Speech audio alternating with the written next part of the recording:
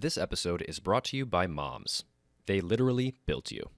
Moms, high five yours today.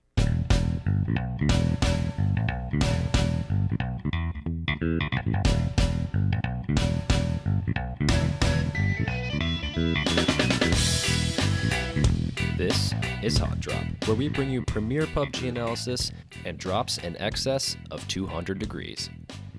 Today we're bringing you patch notes, Gamescom results, a Redzone rant, and my thoughts on first person.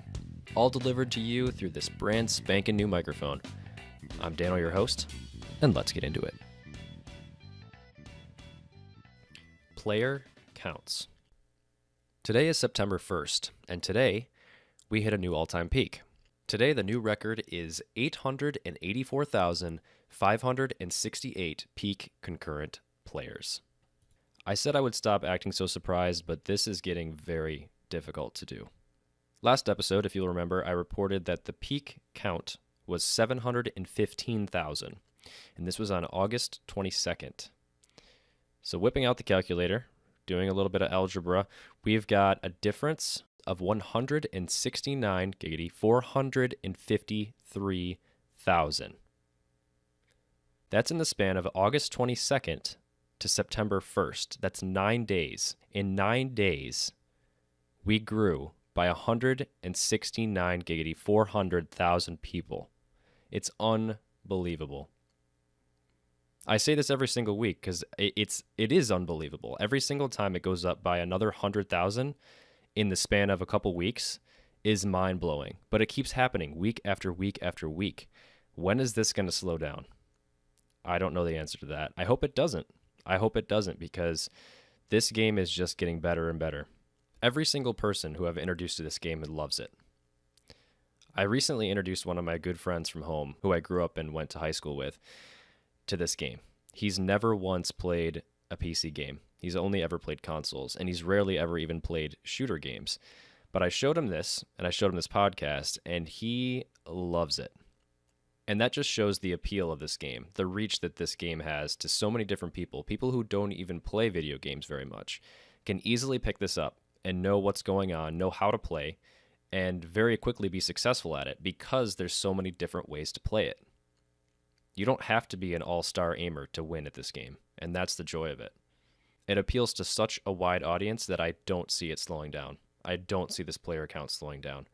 We're going to hit 1 million before the end of September. I thought it might have been a little bit of a stretch to say by the end of the year, but it's a lock at this point. It's amazing.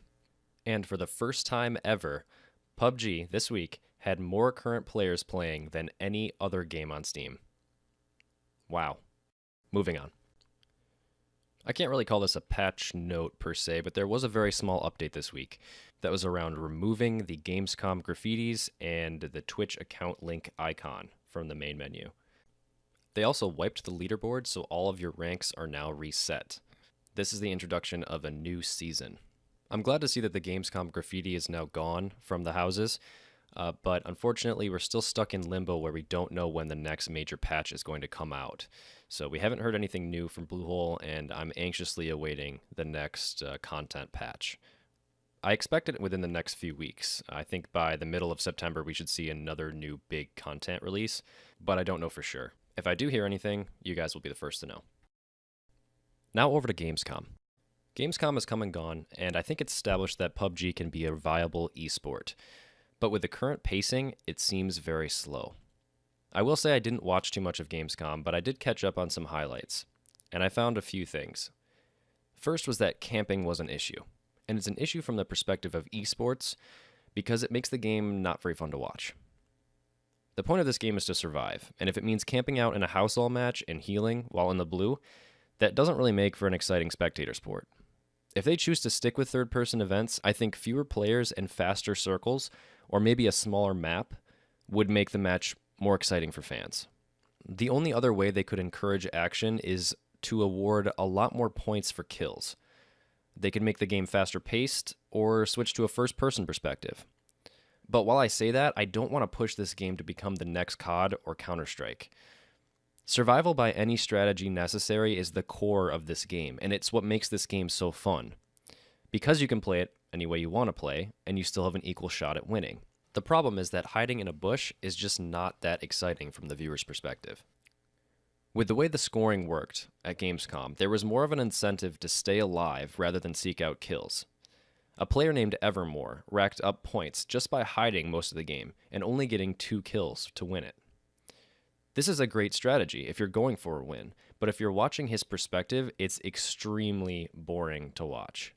The good news is that there's 99 other people's perspectives to switch between, but unfortunately, this was an issue at Gamescom as well. Gamescom only had 80 players per game, but this was still too many for the observers to keep up with. But I don't blame them one bit. Yeah, we missed a ton of kills. And the complaint that I have is more stemming from the fact that they would cut away at the worst possible times. If this player gets super hyper-aggressive upon him, he knows he can keep this player. Pins back though, here comes the push. Ninja moving on forward into the blue. This is super aggressive. He knows that this guy has to heal up because he's just doing so much damage to him. Counter push, this is so nice. He's trying to use the deflate, trying to use the smoke to keep himself within cover as long as possible, running line of sight with the tree. This is Evermore, the guy who went out to the spawn island, and he wants this frag and he needs it. Spots him on the left, looks to the right, still trying to play off that 4 times. I'm all about that third, hip fire coming in almost, but we'll see if he can make it stick. He's got good gear, good loot. Another nade comes through, a little nervous, a little worried. Got to be careful now. We will try and get that engagement back in just a second to show you guys how that one does play out, though. Several people now. Here we go. Unfortunately, 2 players, they will meet. So look how many people did just die. 1, 2, 3, 4, 5. Scoom also takes down another player. Everyone at the moment. He's going in with a shotgun. He has to. It's now or never. He needs to let. Oh, he's done it. He's actually done it. Ninja, you've got to be gutted. And look how far out of the circle this guy is. How is he still alive? I do not know. We'd see a fight begin to develop, and then suddenly we'd switch perspectives to see someone who is running in a field or looting alone with no one around them. So I have a few ideas on how to improve this. They could either build a suite of spectator tools that could predict what's about to happen, maybe something like a big board where players would automatically be highlighted when they're in proximity to others, or if they were shooting or driving or taking damage or otherwise doing something interesting other than just looting, they would light up on the board. The observers would see the names highlight, and then they could quickly switch to their perspectives to see, from their view what's going on. Besides that, there's always the option of having the stream on a delay or pre-recorded so that they have a time to edit the footage and only show us the good parts. But unfortunately, this ruins the viewing experience both on Twitch and for the rest of the internet, because anyone at the event would know what would happen and would likely post spoilers. Live action is so much better than pre-recordings. I would never want to watch any sports game on TV if I knew it was a recording. Watching live makes things so much more exciting because you're seeing it for the first time, along with everyone else. I'm not saying water down this game and appeal only to the viewers, because that's not the answer. What I'm saying is that if they want this game to be an exciting sport for spectators, they need to make some changes, both in the gameplay and in observing, to make the game as fun to watch as it is to play. I don't know what kind of observer tools are available in PUBG now, but I think the answer is either getting more people to observe or building tools to make the process better. The cuts were the biggest gripe that I had. If I see a firefight developing, please don't pull me away from it. I do commend the observers because I can't imagine how hard that job is to do. I just hope they get a little better at it next time, and I don't doubt that they will. One more thing that we saw at Gamescom that I think needs some attention is water. So currently when you're underwater, you can't be killed. And this resulted in no less, in this screenshot, 16 players, all camping in the water to try to gain points by staying alive for as long as possible. It's all going to be the players on the coast, and they're all knocked out. This is so awkward. This is not it, is it? What? How do you get out of this one? Ninja still inside the water. Chipsy's behind him. Also, solid FPS outside the circle now. Will be getting his held up any second. THZ, Bobba G knocks out one. He goes down. Who's that going to be? That's actually going to be Kick. Now he's in no man's land. Look to see him go down any second. Trying to get him, which he goes. He's got to leave his teammate, though. Yeah. He has to just go. There's no stopping now. He has to get into the circle. Lovely control on the full spray, though, using the crouch modifier there. 4 times up. Here we go. Look at all the those AK people. at distance. But they're going to be in trouble. They have to get out of the water. They can bop and weave for a little bit, right? But not for long. I can't read the kill feed because that's not very... I hate this. What? It's like the community pool that your mum used to take you to. It's horrible. Oh, God. I mean, we're just going to have to wait and see how this one pans out. A lot of people complained, but I don't know if I see this as a huge problem. Specifically because as soon as you exit the water, you're going to get destroyed. You have no cover, and you'll be moving very slow as you get out. But one thing I don't really like is that you become invincible as soon as you dive under the water. The guns don't work underwater, and neither do melee weapons, so you're literally safe until you run out of oxygen and need to surface. The only possible solution I can think of here is maybe adding a few weapon types that work underwater, such as a crossbow or a spear gun or something like that. Or maybe enable melee weapons to work, like something small like a knife or something like that. Or just say screw it. Throw some sharks with frickin' laser beams attached to their heads in there. Problem solved. I don't think the water strat really worked out for any of these guys, but it's frustrating to me when I see an enemy enter the water and I know that I can't hit them. Maybe they need to rethink the ballistics and tweak it a bit more. At least make it easier to hit people swimming across the top of the water. And finally, one last piece of really annoying information that I picked up from the Gamescom Invitational was the fact that they turned the Redzone off. They turned it off for the tournament. So tell me, player unknown, what is the point of a Redzone? If you don't think it fits in a tournament setting, why are they including it in the regular game mode? 9.99 times out of 10, they're completely harmless and only useful for masking sounds like footsteps and doors opening. But 10 out of 10 times, they're just freaking irritating. Take them out of your game. I don't think they have any place in this game in their current state, and I wish they'd just get rid of them completely. They have confirmed right now that it is total RNG as to where they spawn. The red zones are random, 100% random. Within the white blue play zone. So if they're 100% random, what's the point? Is it to stop people from camping?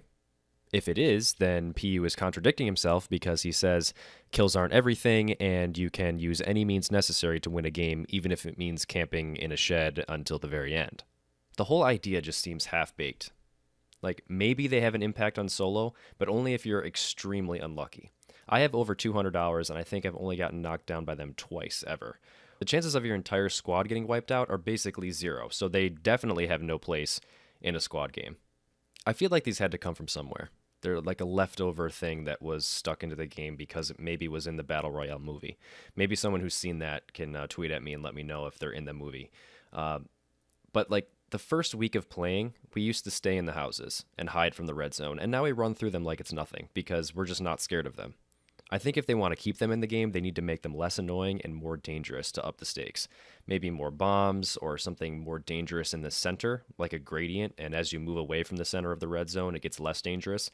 Or maybe they change it to a poison gas and make gas masks an important thing to find. But right now, these red zones as they stand are just pointless, and they have no reason to be in the game. Maybe they're better suited for custom game modes, I don't know, but regardless, the fact that they took them out of the tournament means that they don't belong in the regular game. Just get rid of them. I was not aware that I felt that strongly about red zones.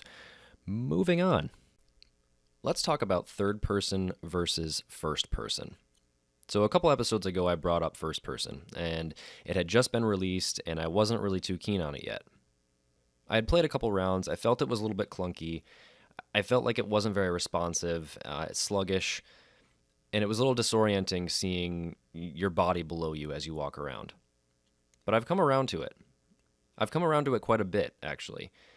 First person is the perspective that I feel that this game is meant to be played in, and I think PU thinks the same thing. We know that this game started as a mod for the Arma games, and then it became a mod for H1Z1. H1Z1 is what flipped this game over to be a third-person game. Although I do remember quite some time ago that there were some first-person only servers for H1Z1, but those certainly weren't as popular as the third-person mode. But specifically when it was created, it was always a first-person game. First-person feels more competitive, it's more fun to watch, it feels more intense. And I like seeing the animations, the different weapon models, the reloads. You feel like you're in the game, like EA Sports. I love the details that they added with the weapon models especially. Here's a Kar 98 reload, and you can see the bullets actually go into the gun, and it looks very real, and the movements are pretty natural. And on the ump, you can see that the fire selector switch actually moves depending on what you select. You don't see the character's thumb moving up to flick it, but you do see that the selector moves.